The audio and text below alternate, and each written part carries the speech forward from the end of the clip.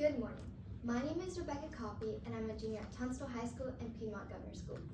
My proposed senior research project is the difference between the effects of auditory and visual distractions on short-term memory recall. It's not on here. Maybe my notes aren't on here. Pause the time. Stop the clock. Oh, okay, here we go. There we go. I think it was just a little bit.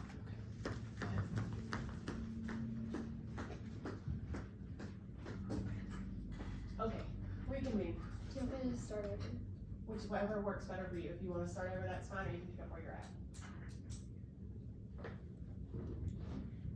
I chose this topic because I have a personal interest on things that affect memory. More specifically, the things that affect the ability to remember while studying or doing everyday tasks. I realized that when studying, I can focus better when listening to music, but not when I have a show on. This made me ask why one made me more distracted than the other. When looking at previous studies, most studies either focus on just auditory or just visual distractions. They tend to add different variables such as environment or age, but these only focused on the individual distraction.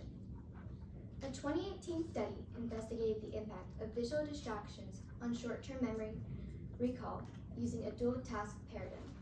Participants were presented with a visual memory task while simultaneously being exposed to irrelevant visual stimuli. Results indicated a significant decline in memory performance when visual distractions were present, suggesting that competing visual stimuli can disrupt short-term memory processes. A different study from 2016 examined the effects of auditory distractions on short-term memory recall. Participants performed a verbal memory task while exposed to varying levels of background noise.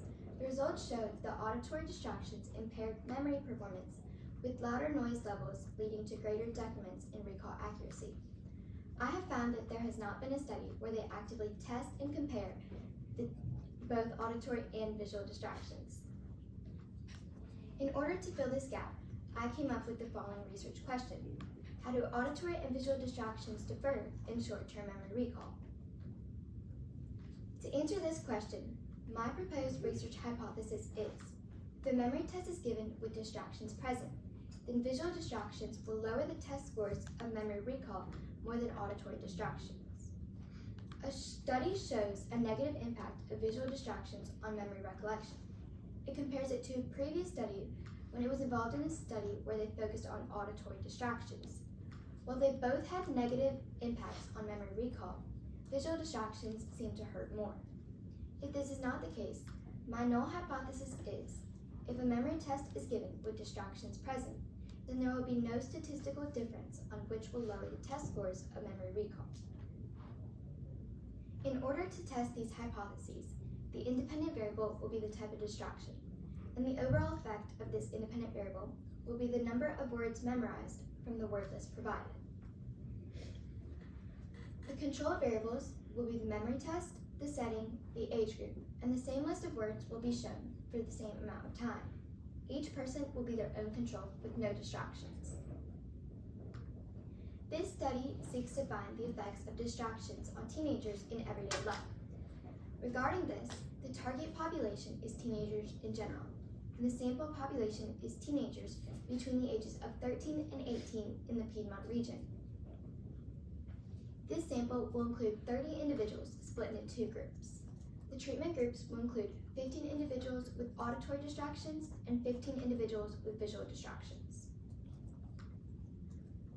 To carry out this experiment, I will need the following materials: a waiver for participants to get signed, a computer to show the list of words, a device, such as a TV, tablet, or headphones, to administer the auditory and visual distractions, a control room which will include tables and chairs, a timer, and 30 participants.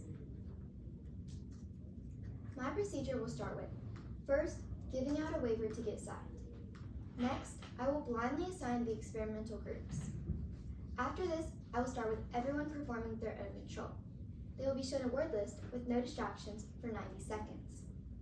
Once administered, everyone will be asked to recall the previous word list to see how many words were remembered with no distractions. The next day, the auditory experimental group will be shown a word list with music in the background as an auditory distraction for 90 seconds.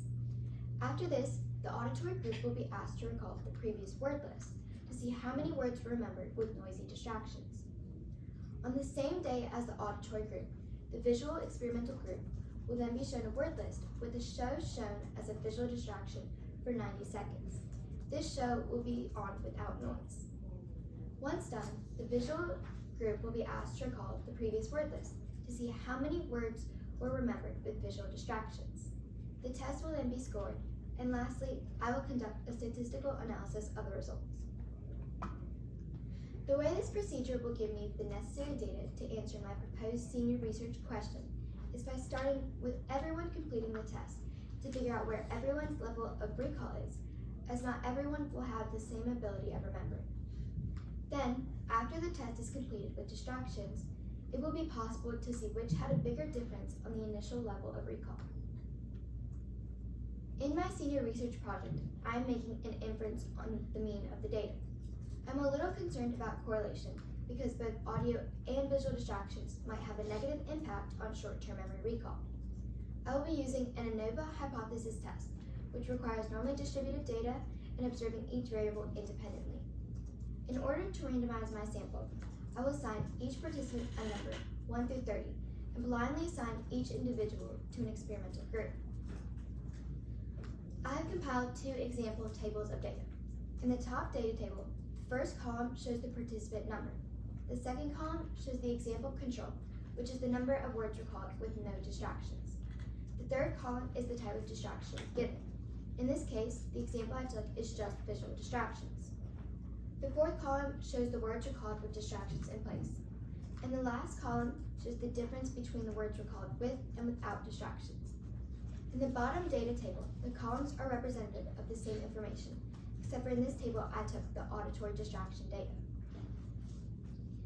In this graph, I have compiled an example of possible raw data into a double bar graph.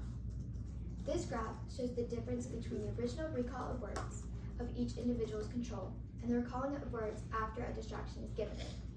The orange is representative of the auditory distractions and the blue is representative of the visual distractions. The bars in the negatives is representative of an individual remembering more words after a distraction is given. As shown in the graph, visual distractions seem to have a greater negative impact on the number of words memorized. Some takeaways I have learned from this class. Content-wise, I have learned how to find a gap and find sources by comparing sources and analyzing them to figure out what is missing. Something personal I've gotten from this class is better time management because of the overlapping assignments. Thank you for listening to my presentation, and with that, are there any questions? Yes. I wanted to ask why you decided to use a waiver for your thing. Well, it's required with participants, so they know like what they're doing. And I don't know if I know what a waiver does, but I thought a waiver was for when you need to like waive rights, like saying you don't have these right now. So is there a difference between a waiver and a permission slip? I mean, a waiver is kind of like a permission slip. Okay. Yes. For the visual, the TV show, is there audio also when you play along that? Or is There's it- not. They just go get it. And also, I didn't catch what you said about the bar graph. The bar graph. Yes, ma'am. So in the negatives, it's I don't know, like, where'd the data come from? it's the difference between memorizing with distractions and without distractions. Okay. Do you not intend to graph your control? Genuine question. I don't need to like. No, I do. I think I was trying to figure out the graph and we couldn't figure it out. That's my fault. Do you like the bar graph or the dot plots? We're trying to figure out how to format it that way, but we'll come back to that. I mean, I feel like it's study to study based. Like this one, it does the bar graph way better. Like mine, I feel like dot plot. Okay, so they're gonna have the, obviously the audio, here it is. How are you planning on having that sound play? I was thinking through headphones. If you do headphones, what are some variables you think you need to think about to control? Starting them like at the same time and like at the same place in the song. Okay.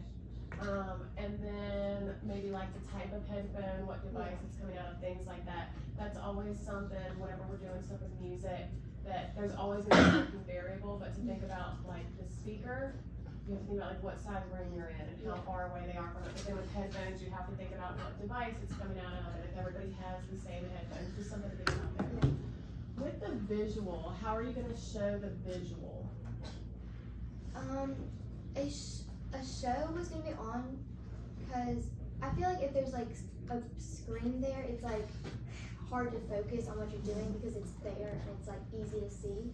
And then if it's like in the corner of your eye, it's like and present. So what type of screen are you thinking about doing? Like where are you thinking about doing it, or have you thought? I haven't thought that far ahead. Okay. Just something to think about, and I think it's interesting that you're gonna do it without the sound on, because that obviously is gonna be, you can't do both. I think that's really interesting. And I was trying to write when we got over here, so let me read over this really quick.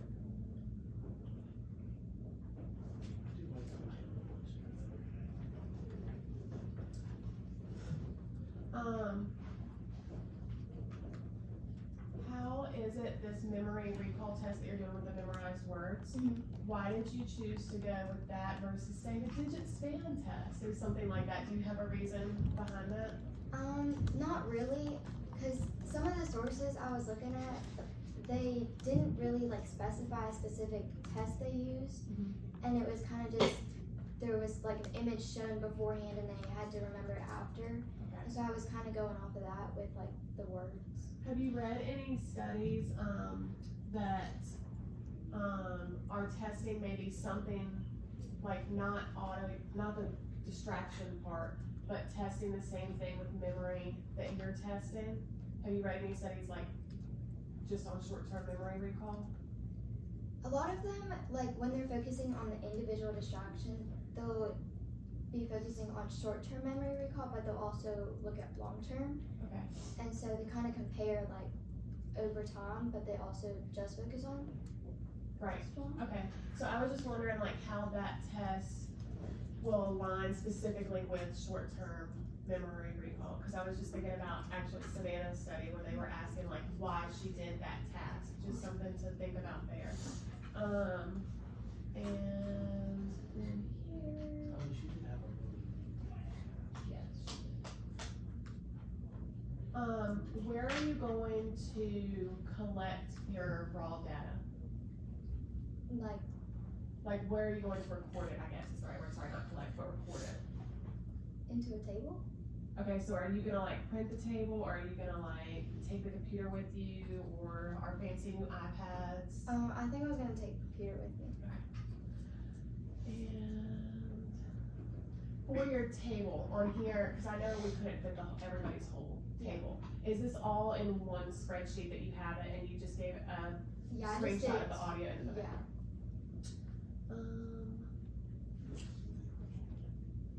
I'm just in SRP mode, so it works for their advantage. Okay, good job, Rebecca.